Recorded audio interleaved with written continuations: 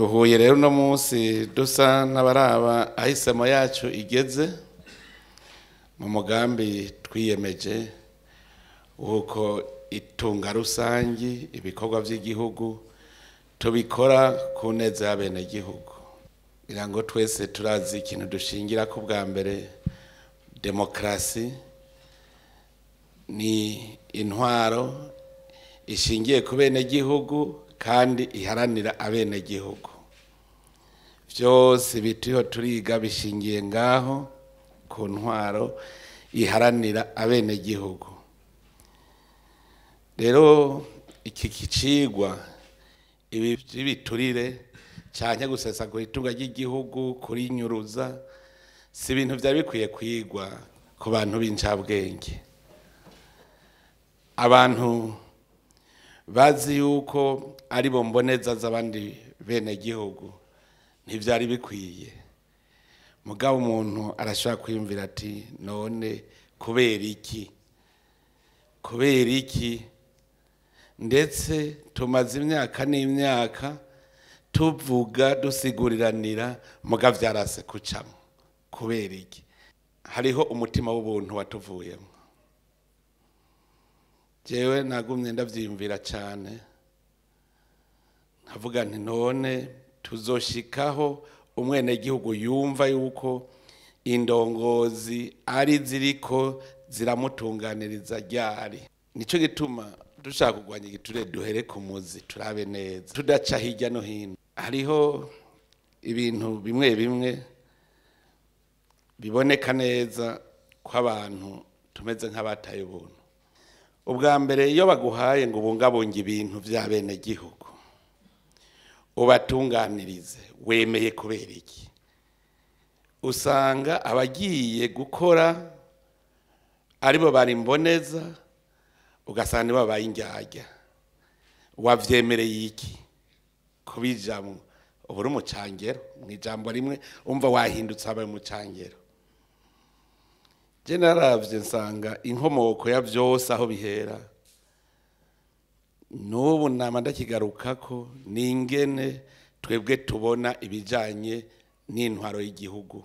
Bitangura ko umuntu abona yuko ubuzima bwiwe buhagaze ku cicaro azoronka mu butegetsi bw'igihugu, akabibona neza yuko agiye kuronka ubuzima.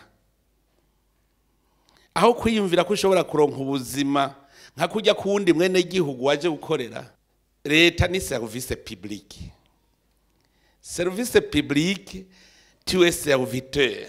Twebwe Indongozi nitwe twari kwerekana akarorero. None dushaka ko ivy'igihugu tubigira gwacu.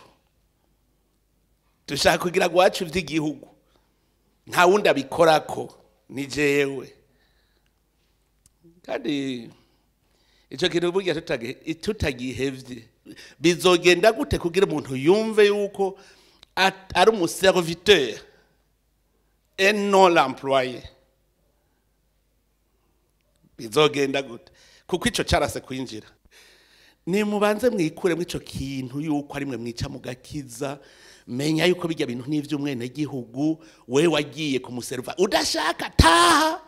Ubundi abikeneye iyo patriotisme akeneye gukorera bene gihugu aze.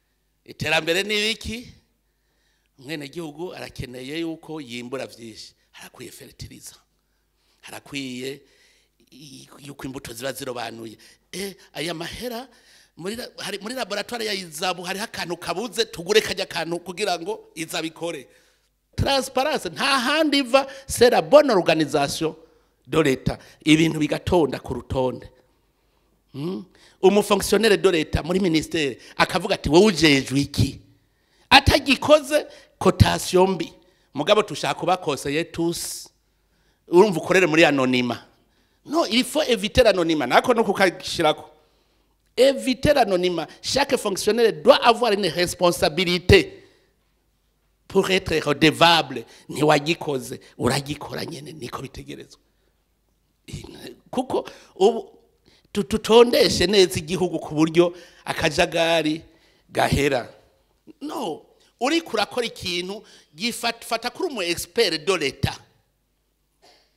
uri kuratunganya ibintu neza dukure ikintu cyitwa désordre nitwakorera muri transparence je ndabwije ukuri nkuba bashikiranganje bo bishaka boss ubunyene transparence hotera mu kwa mbere yamaze kwinjira twamaze kugira déconcentration twemere transfert y'uburyo mbe niko kimutemera décentralisation fiscale décentralisation économique amahera naduge mu ntara nabo baci bagira décentralisation mwikomine amahera yose tuyakore tuyarabe gutya tuyabona gutya hariho ibintu bitatu dutegeza gusonera mu gihugu icambere n'amategeko y'igihugu ubutegetsi bw'igihugu n'amategeko gusonera amategeko ica kabiri gusonera itongo ry'igihugu gusonera itongo ry'igihugu gusonera umuntu w'igihugu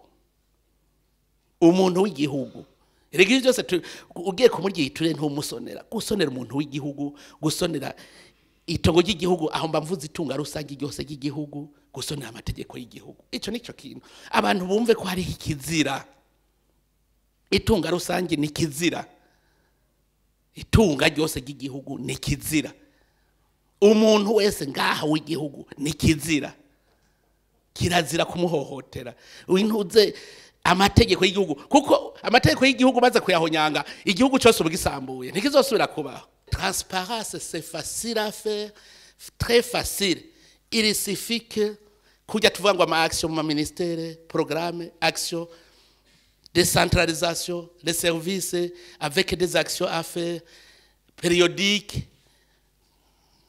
c'est fini et on doit le faire c'est un devoir c'est une obligation. Regarde, si on n'accepte pas de changer nous-mêmes, on ne pourra pas changer les choses. La révolution commence par toi-même. Nous devons. Kandi bizokunda.